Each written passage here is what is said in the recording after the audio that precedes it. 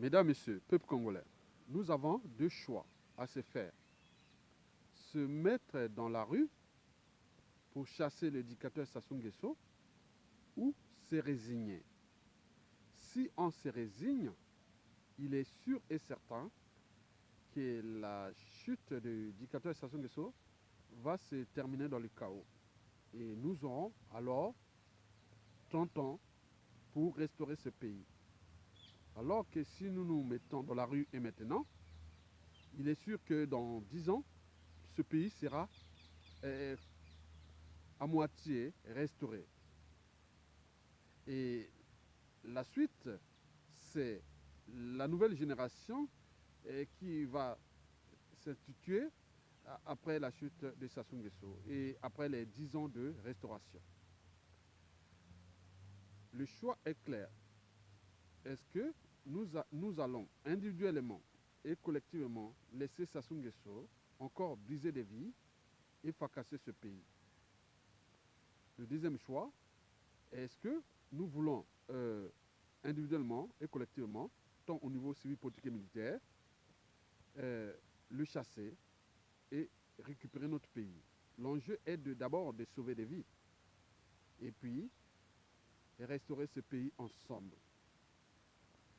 Pour commencer, il faut déjà éviter les tantines et les tantans macoudes qui alimentent les amalgames, les polémiques autour de tout le monde, mélangeant le régime, les dictateurs et les opposants, les prisonniers politiques. Ils sont là, ces gens-là sont dans les médias et réseaux sociaux.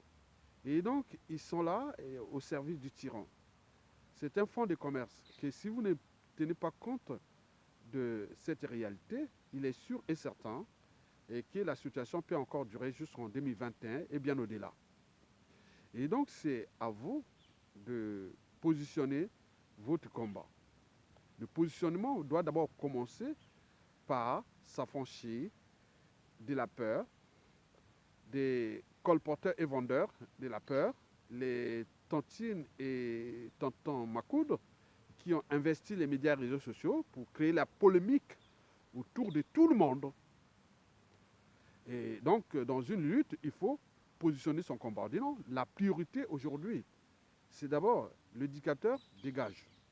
Pour que l'éducateur dégage, il faut que tout le monde, opposants et autres résistants, qui ont pris le taureau par les cornes pour les chasser. Et c'est ça l'enjeu. Donc, ne vous laissez pas divertir par les tantines et tantans macoudes qui sont là, qui sèment la peur, la résignation et les amalgames. C'est leur boulot. Ils sont payés pour ça. Ils dépensent tant d'énergie et prennent même du plaisir de s'attaquer à tout le monde. Donc c'est bien connu. Il suffit d'aller sur les médias et les réseaux sociaux et se dire que quelqu'un qui a un cerveau, une âme et une conscience, qui est raisonnable, il ne peut pas s'attaquer ni aux opposants actuellement, encore moins aux résistants. L'enjeu pour nous, c'est le dictateur dégage et pour que nous puissions ensemble remettre en ordre tout ce qui a été fracassé. Vous êtes cambriolé ou vous avez eu une perquisition. On a saboté votre maison. Pour ranger tout, il faudra des méthodes. Et ces méthodes-là, pour la ranger, il faut attendre la fin de la perquisition ou du cambriolage.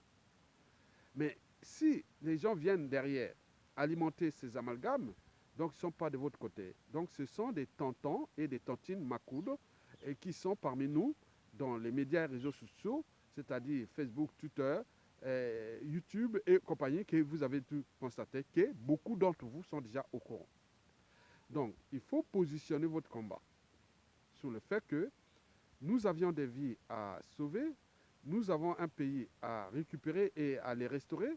Donc, tous ceux ou celles congolais, oui, qui se déclarent congolais, ensemble pour chasser les dictateurs. Parce qu'il n'a jamais été aussi faible. Il tient encore à cause de notre résignation, de notre lâcheté. Il tient encore à cause de ces colporteurs et des vendeurs de la peur et des amalgames. Et donc, vous devez positionner clairement ce combat dans l'unique but que le dénominateur commun, c'est Sassou Nguesso. Et une fois chassés, à ce moment-là, nous pouvons nous retrouver, comme on appelle au pays, dans notre espace bantou, on appelle ça l'imbongi. Donc on va s'entendre sur des règles nouvelles que les sociétés constituées nous ont amené ça, c'est-à-dire le droit, la justice, les règlements intérieurs et autres pour restaurer ce pays. Qui a fait quoi, pourquoi et comment, et qu'est-ce qu'on peut faire pour avancer ensemble. Donc aujourd'hui, les faux dissidents, les faux opposants, opposants ou autres, ne sont plus responsables de la situation actuelle. Donc il faut les encourager à s'affranchir de cette inertie qui est déjà politique, mais également populaire. Mesdames, Messieurs, peuple congolais, je vais ici traiter ou décrypter les causes et conséquences de la peur imaginaire des Congolais d'être dans la rue et chasser les tyrans. D'abord, les causes de la peur. Vous savez qu'au plan scientifique, la peur a un caractère émotionnel, c'est-à-dire il est lié au système limbique qu'on appelle le deuxième cerveau, parce qu'en fait, nous avions 3 cerveaux. Vous voyez ma tête ou votre tête, en bas à côté des oreilles, et autres, c'est le cerveau social, où arrivent toutes les informations des 5 sens. Et ces informations sont transmises au deuxième cerveau, qu'on appelle le limbique. Et puis, au plus gros, qui occupe 90% de notre masse encéphalique totale, c'est-à-dire le cognitif, le cerveau de la raison, de la parole, de l'intelligence et autres. Donc, revenons au cerveau, le deuxième cerveau que je vous parle, parce que la peur a un caractère émotionnel. Or, le cerveau qui gère nos émotions, c'est-à-dire le limbique, est aussi celui de la formation de la mémoire. Nous en avons en fait 2 mémoires. La première, elle est courte et la deuxième, elle est longue. Dans cette dernière, nous avions individuellement et collectivement et de manière presque subconsciente, qu'on n'est pas conscient, et que s'inscrit dans nos mémoires que Sassou Nguesso peut se résumer en ces mots-clés. Liberticide, antisocial, criminogène, un être sans foi ni loi, sans âme ni conscience, barbare, assassin, génocidaire et autres. Qu'est-ce que ça peut faire? Pourquoi? Puisque nous ne sommes pas capables de s'affranchir de cet état de crise criminogène ou criminel.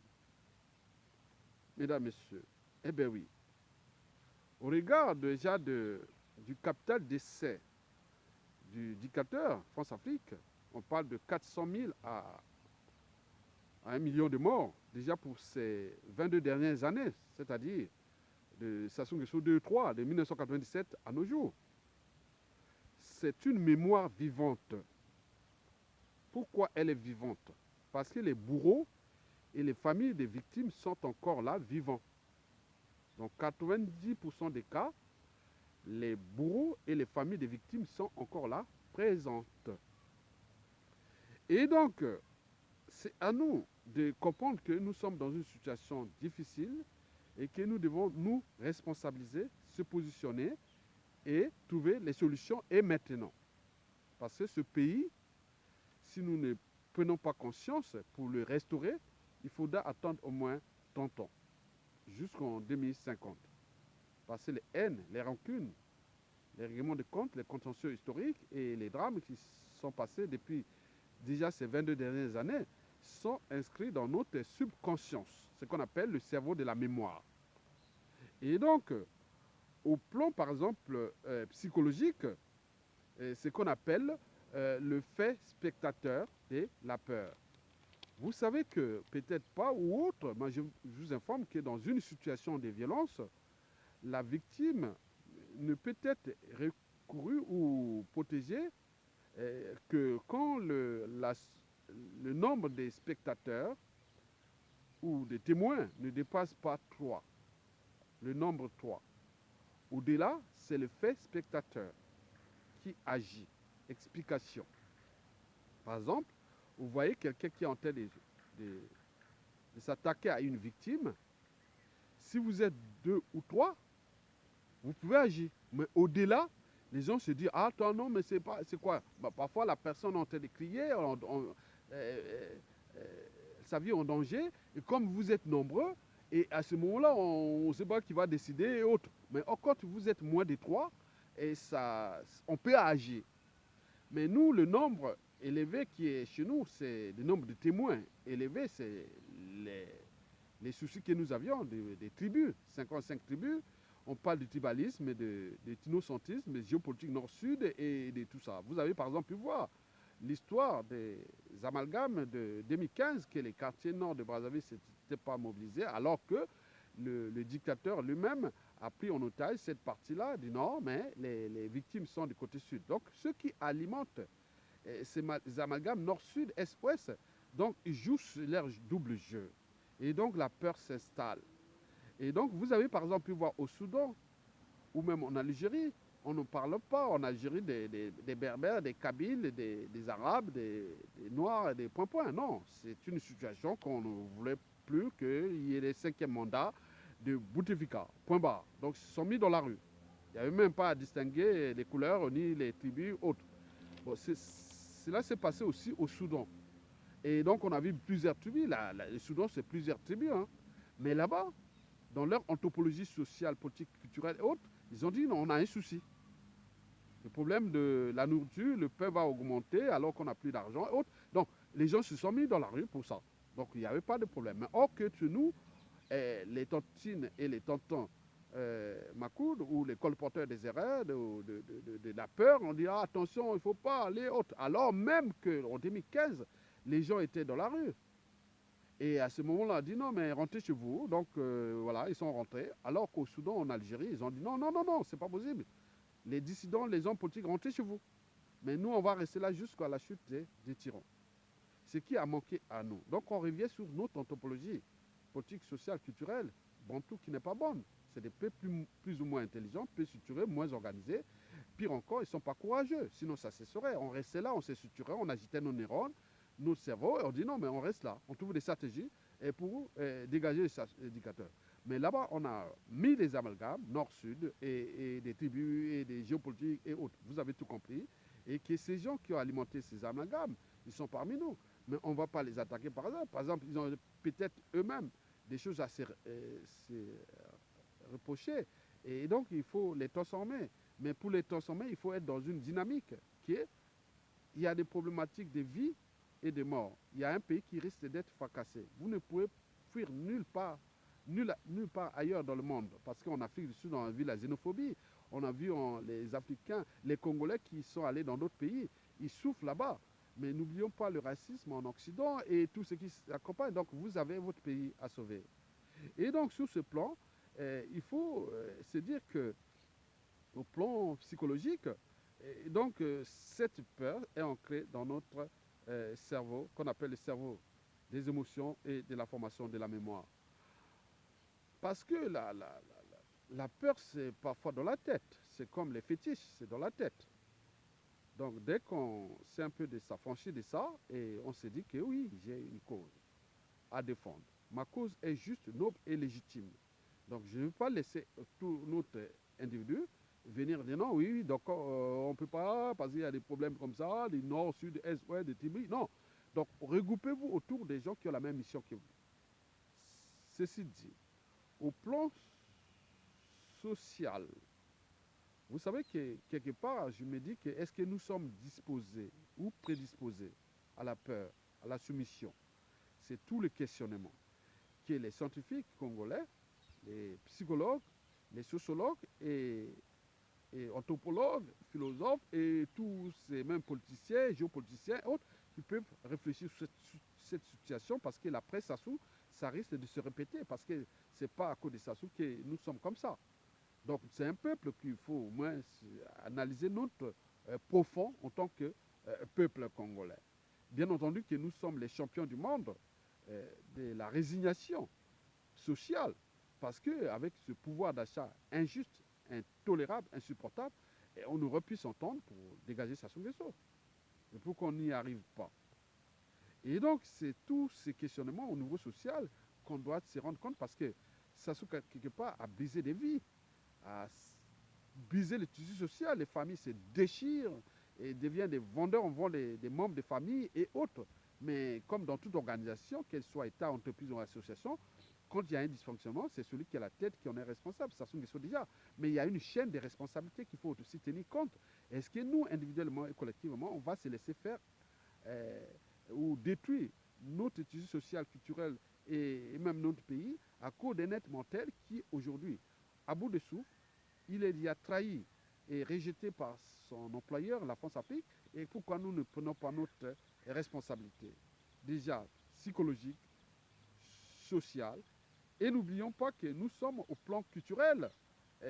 Oui, on n'a pas appris ni transmis de manière intergénérationnelle à l'école, dans la vie de tous les jours, de la société, les principes et valeurs même de la liberté, de la dignité, du courage, d'oser dire non et d'agir. Et n'oublions pas le but de la condition humaine et sociale. Donc, on se demande, oui, que, par exemple, que nous ne savions pas les notions les plus insignifiantes de l'humain. L'humain a la raison, l'esprit critique, la conscience, et qui peut se battre pour le caractère sacré de la vie humaine et autres. Mais pourquoi nous ne sommes pas capables de comprendre même les notions les plus insignifiantes de l'humain et qui sont déjà se battre pour le caractère sacré de la vie humaine? Et n'oublions pas les valeurs et les principes de l'individu qui défend sa liberté et sa dignité. N'oublions pas le citoyen et qui a ses droits et devoirs envers son peuple, sa nation, et la somme des citoyens fait le peuple. Donc le peuple a aussi ses droits et devoirs de dire non, mais à un moment donné, le pouvoir n'est pas du côté des régimes politiques, c'est de nous, le peuple, parce que quand on parle de nation, il y a les territoires, il y a les institutions, il y a le peuple, et les derniers on parle les armées, mais les armées sont aujourd'hui, au vu de la situation, vous connaissez. Ce n'est plus les armées des années 90, où il y avait les Mokoko, et que voilà, donc tout est détruit. Donc vous devez tenir compte de ça pour l'enjeu de la restauration. Donc ne déléguez pas votre citoyenneté à un tiers, qui soit tribal, ethnique, familial et autres. C'est vous. Vous pouvez prendre votre responsabilité, même jusqu'à aller jusqu'à prendre le pouvoir. Donc vous avez ce droit-là et devoirs-là. Donc dire, ah oui, c'est la faute des nordistes, des soudistes et autres. Non, donc vous êtes citoyen ou pas. Regardez en Occident, dès qu'il arrive une situation, on met un mot d'ordre et tout le monde est là. Parce qu'ils savent bien que ces droits-là. Or, ces droits et devoirs des citoyens, du peuple et autres, nous n'avons pas transmis ça dans notre cher beau pays, qui est en train d'être fracassé. Donc, prendre ces responsabilités que j'ai définies ici dans le cadre des enjeux éducatifs sur les réseaux globaux. Au plan politique, oui, les Congolais, oui, il faut dire que ce peuple est depuis déjà des années, et puis depuis 1997 à nos jours, ce peuple est affamé, pollué, brutalisé, traumatisé, endeuillé, martyrisé, fliqué. C'est un peuple divisé, tribalisé, ethnocratisé et même géopolitisé. C'est une situation où ailleurs, quand vous venez parler de vos situations de votre pays, mais les autres, on rigole. Je dis, mais c'est quoi ces individus, ces Africains ou ces Congolais-là? Et donc, résultat des courses, c'est un peuple incapable de s'entendre ensemble sur un dénominateur commun qui s'appelle Sassou Nguesso et pour les chasser. Et qu'est-ce que ça peut faire pour lui, puisqu'il est encore là? Parce qu'il a peur que les Congolais soient dans la rue, mesdames et messieurs. Alors, quelles sont les conséquences de cette affaire-là? Vous savez que les mêmes causes créent les mêmes effets. Donc, les mêmes causes créent les mêmes conséquences.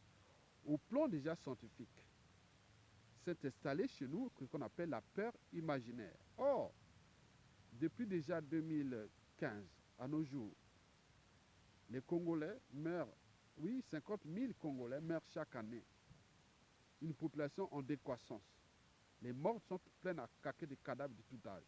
Mais ils ont toujours peur que, ah tiens, si on sort de la rue, il va nous tuer, il va nous faire ça, cette peur imaginaire. Et donc, si vous vous mettez dans la rue, la Brazzaville, sur 1,5 million d'habitants, hein, ça ne peut pas tuer 1000 personnes.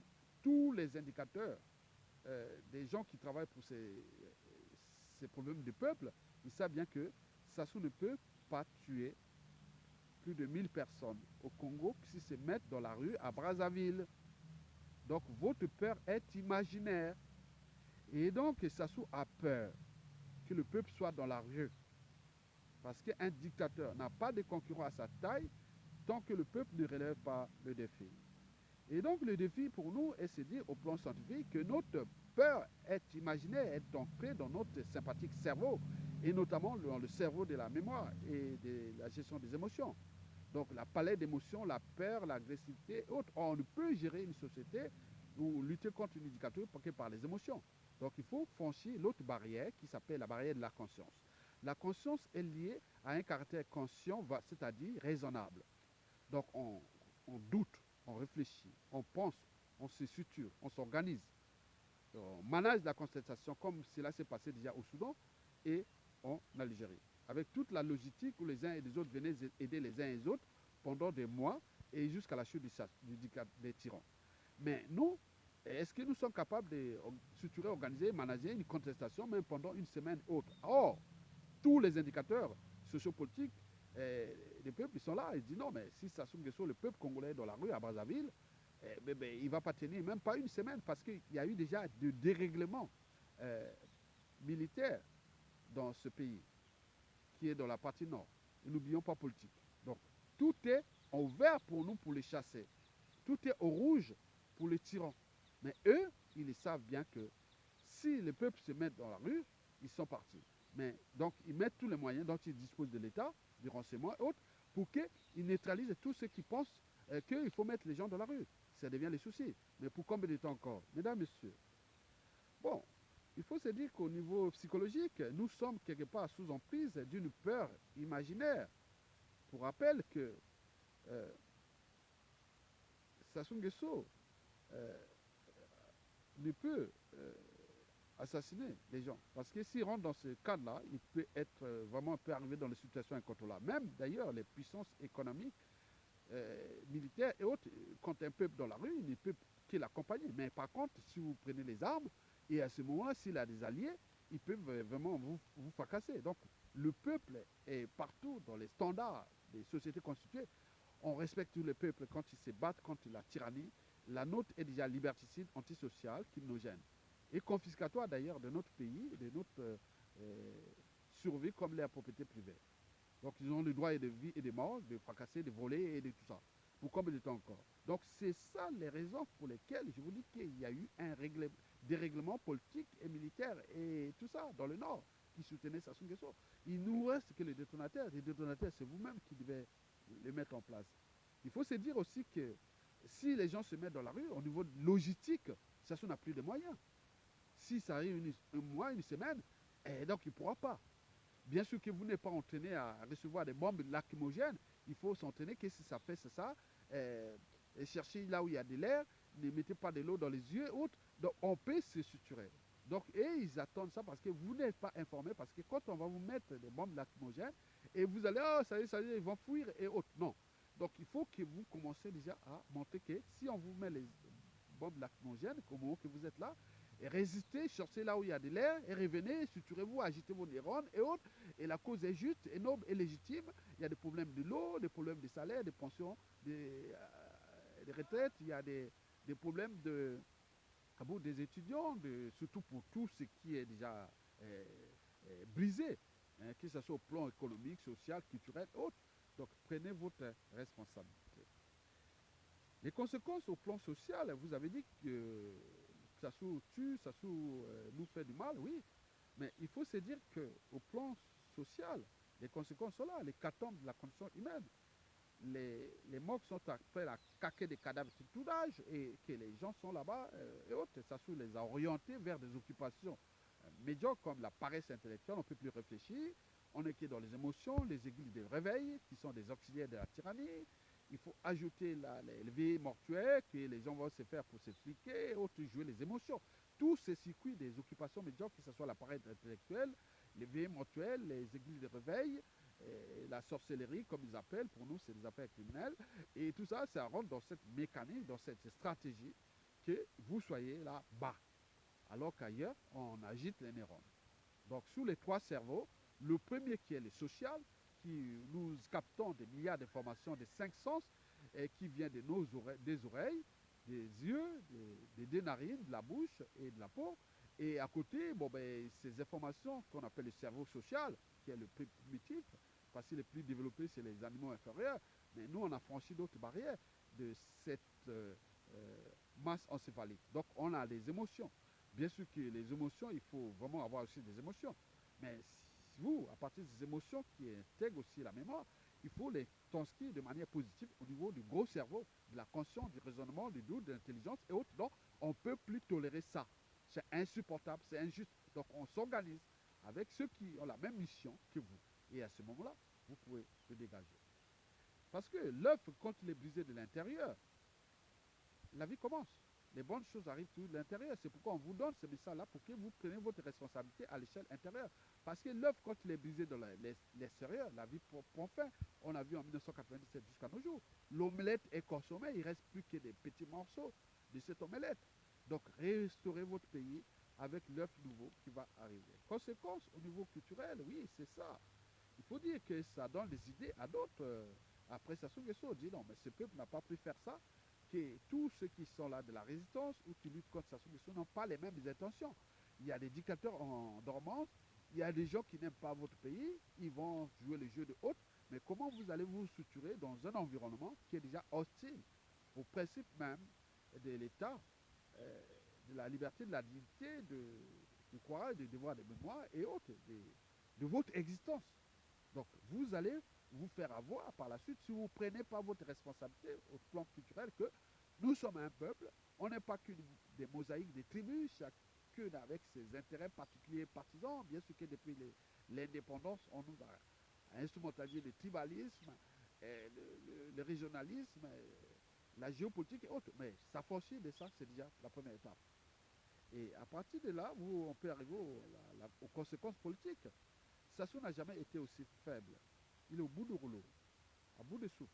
Mais pourquoi nous, on ne prend pas notre responsabilité pour le mettre hors d'état de nuire? Mais d'autres pensent que, bon, ben, s'ils ne sont pas capables, bon, les agendas cachés, la guerre des égaux et autres, donc vous aurez d'autres dictateurs à venir.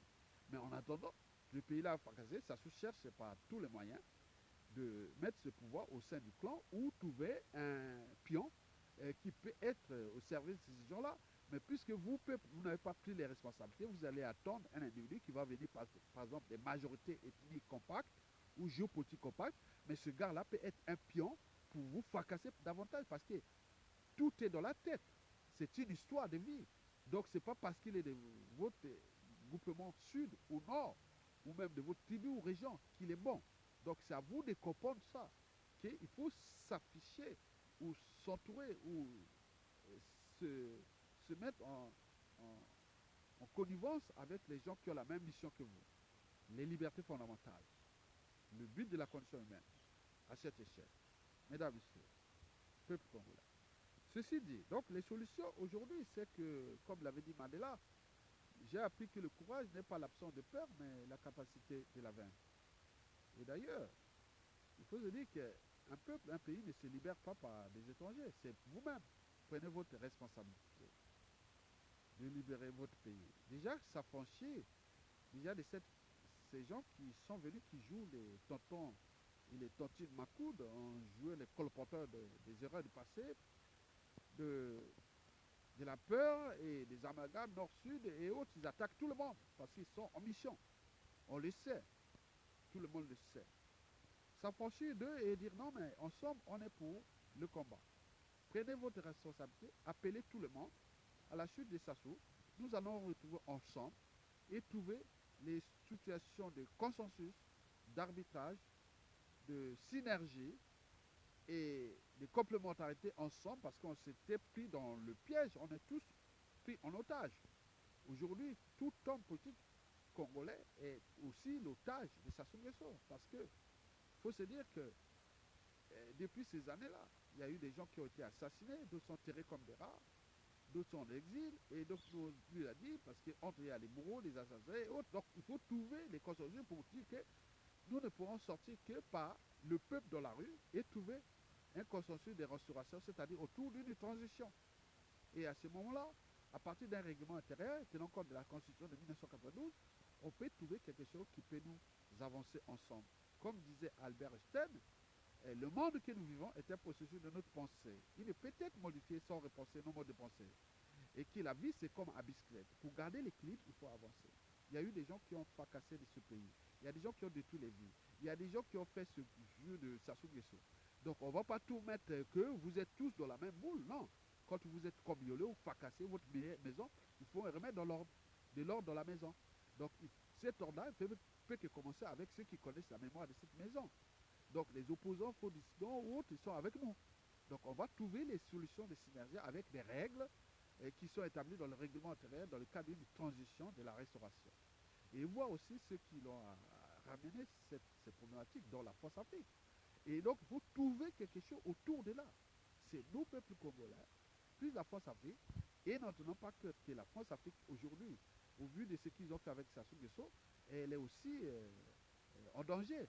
Donc, ils savent bien qu'il faut chasser Sassou Nguesso. Mais si eux, ils les chassent, comme l'œuvre qui est brisée de l'extérieur, vous allez vous plaindre où? Donc, c'est à vous de prendre votre responsabilité pour être en situation de force que, non, dans la rue, et Sassou Nguesso va être dégagé.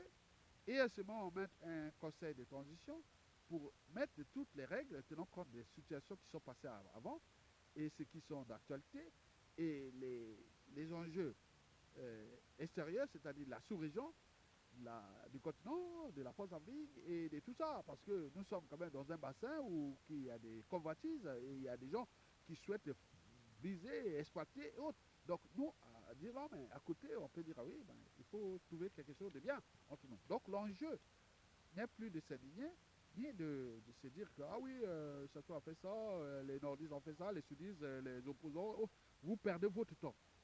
L'enjeu, c'est Sassou dégage. Et après, on met toutes ces règles ensemble, avec nos ennemis, nos valeurs. Ils sont tous des Africains, des Noirs, ils commencent à comprendre qu'on ne fracasse pas votre pays comme ça. Donc, on peut s'entourer dans cette dynamique. Et dit, un mot d'ordre est lancé, et je l'attends d'ailleurs pour ceux qui sont de l'intérieur, parce que l'œuf, quand il est brisé de l'intérieur, la vie commence. Donc, on se dit que maintenant, ça suffit. On se met dans la rue, on trouve la cause commune, que ce soit le problème de l'eau. Bientôt, il y aura des érosions, des éboulements, des quartiers nord et tout ça. Donc, on regroupe tout ce monde-là et que voilà votre situation. Si on attend que oui, ben, les gars du nord, des unes, des autres, vous perdez votre temps. Et les gars sont en train de fracasser votre pays. Et il va partir. Et vous laissez une merde, cette poudrière, qui est déjà annoncée pour 30 ans, c'est-à-dire jusqu'en 2050. Et si nous prenons le taureau par les cornes, et maintenant, nous pourrons le restaurer en disant en 2030 à peu près, nous serons revenus un pays respecté, respectable, où on respecte la vie humaine, on respecte nos partenaires économiques, on respecte les règles économiques, financières et autres, et il y aura des investisseurs qui vont revenir là, parce que nous sommes dans le bassin du Congo, parce que nous sommes dans un environnement naturel béni. Et donc, nous pouvons nous transformer. Donc, n'attaquez plus les opposants et tous ceux qui sont en liberté ou en autre, mais c'est à eux de se regrouper dans un consensus, on les dégage, trouver des circonstances atténuantes et aller dans une dynamique qui doit être là. Mais à défaut, si on ne le fait pas, on va se terminer dans le chaos. Il y aura un malin, il va faire les revanchards, tout ce qui va arriver, et c'est comme ça. Et le combat d'un dictateur contre son peuple est comme le combat de l'homme contre la nature. Donc, s'il est toujours perdu par l'homme. Donc, Sassou est perdu. Donc, nous allons les traiter dans les conditions de dignité en respectant le cycle droit du peuple, des sociétés et des civilisations. Je vous remercie.